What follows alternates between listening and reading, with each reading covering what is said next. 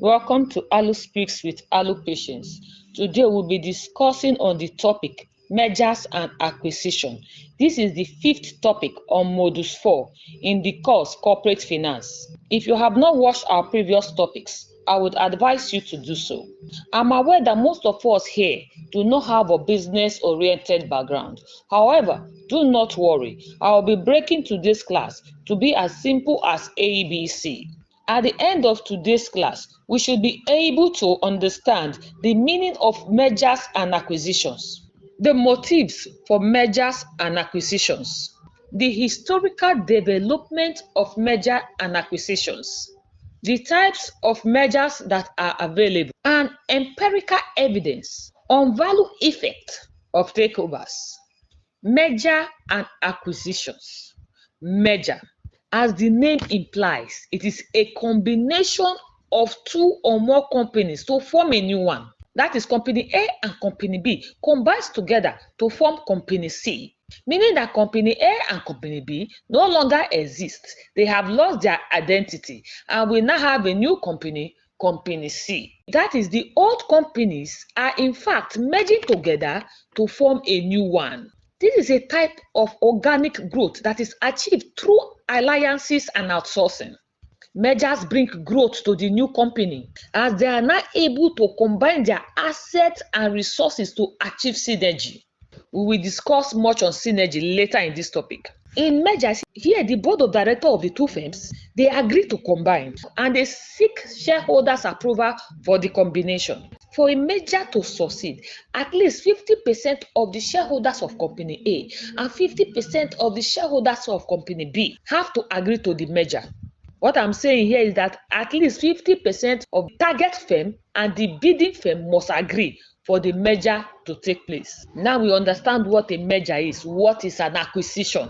An acquisition, on the other hand, is when one company purchases the other company. That is, one company takes over the other company. In this situation, a new company is not being formed.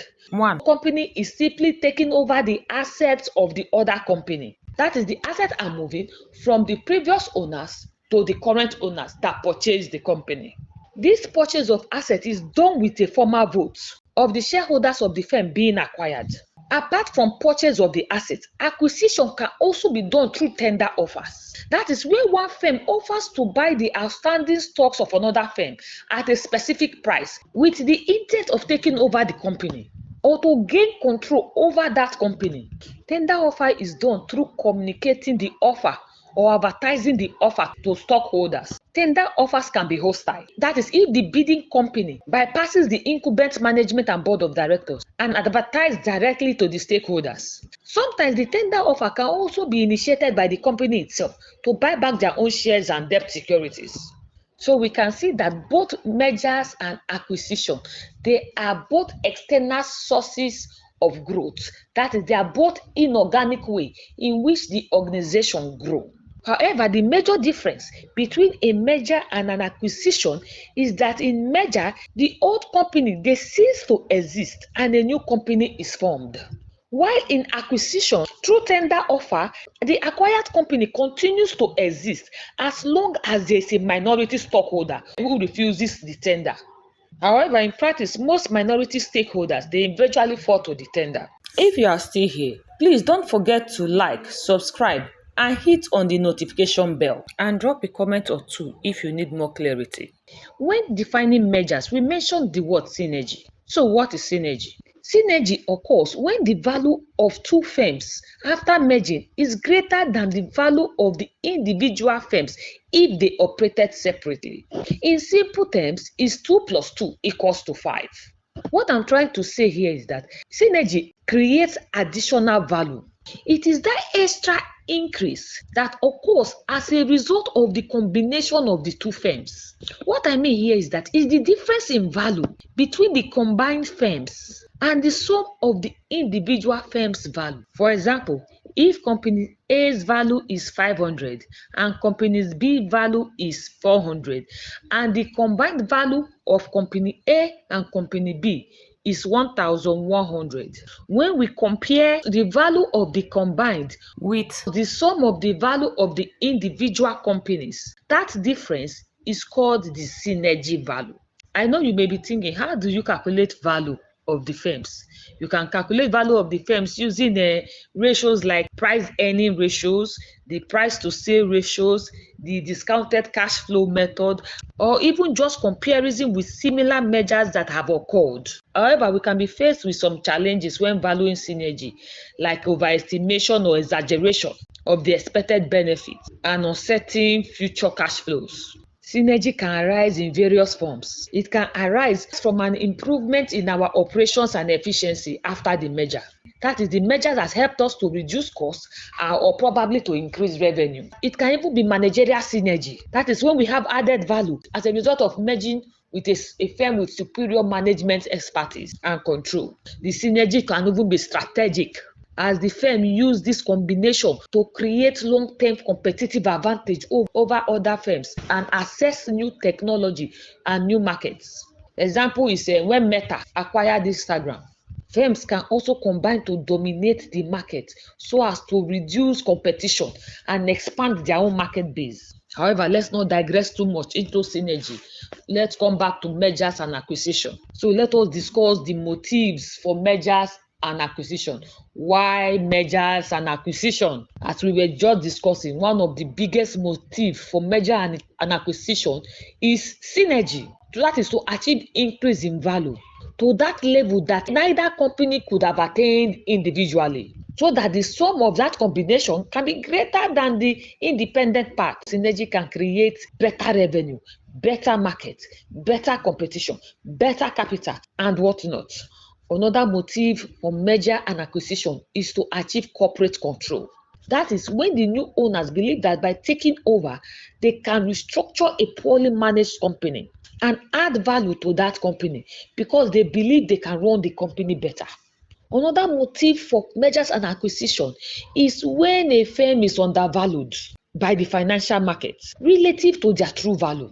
If that occurs, that firm will become a target for acquisition for those who recognize this abnormally. Diversification is another strong motive, as this helps firms to become conglomerates and even achieve monopoly and market dominance. Managerial self-interest is also a motive. Yet the CEO's motive for acquisition is empire building, for the prestige of it, or for compensation that comes with such acquisitions. So, and sometimes it could be because the CEOs are just overconfident in themselves that they can manage the acquired company, even if there may be a low probability of that being true. Here, management are overestimating their own ability to be able to succeed with the merger. This is a sort of hubris hypothesis. Another motive for merger and acquisition is to access unreachable market space that may be difficult to access organically, maybe because the market is already saturated with big competitors, and therefore it is easier for the firm to just buy their way in than to start up a new product or a new line organically. Example is Meta. Instead of Meta starting a new app, it just simply bought over Instagram that has already saturated the market, that is a big competitor. We have various types of mergers. We have the horizontal merger, the vertical merger, the conglomerate merger, the market extension merger, the congeneric merger.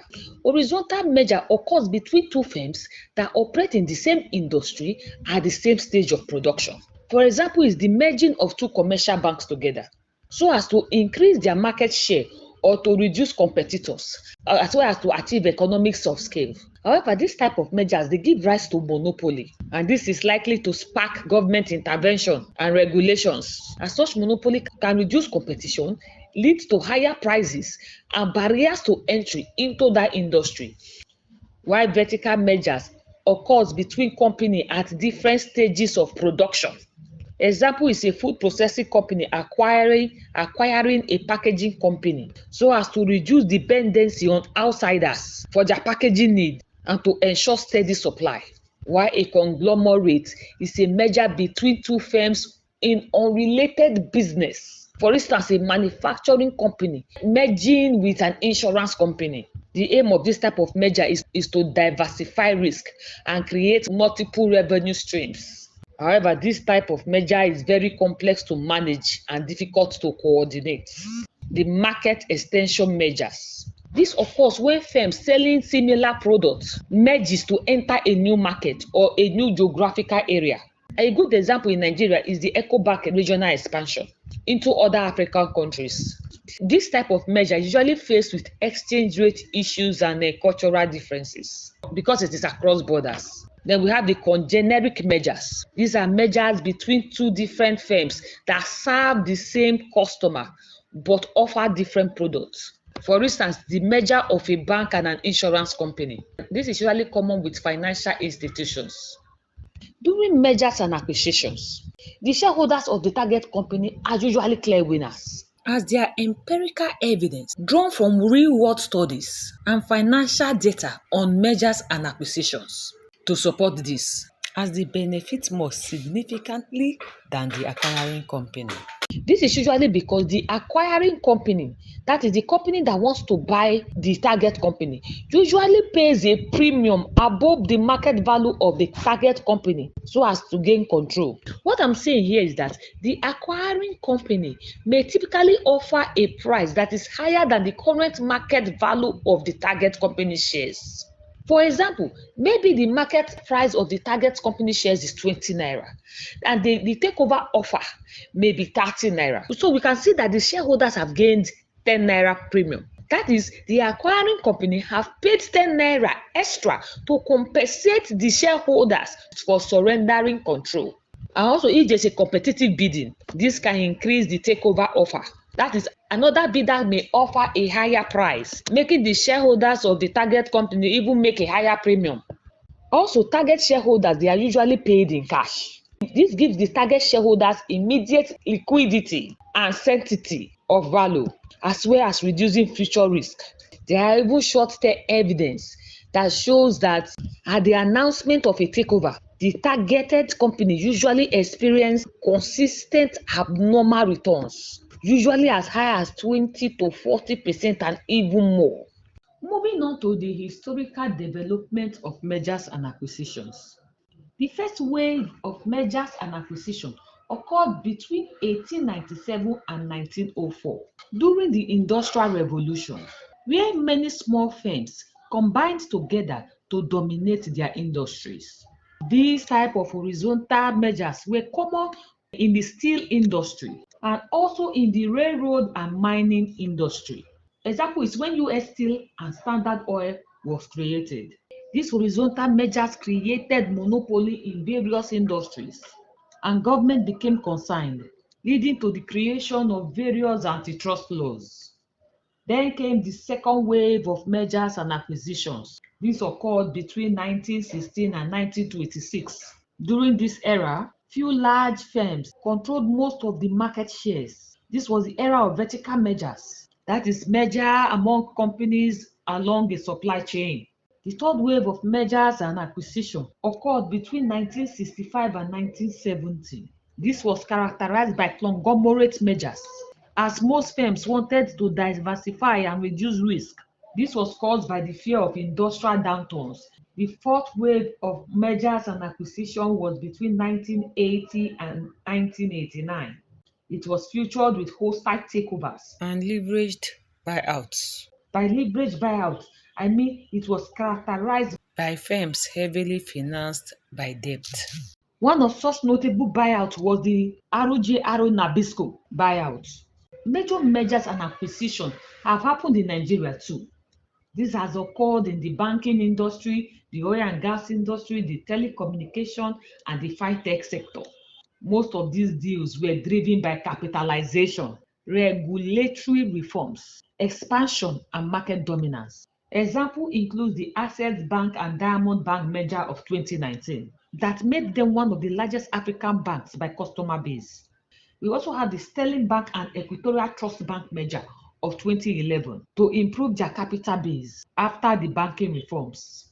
Also, Owando PLC acquisition of Nigeria Egypt Oil Company at a value of $783 million. And this acquisition doubled Owando's crude oil production. And also, let us not forget MTN acquisition of Visa phone license in 2016 that threatened the MTS 4G expansion.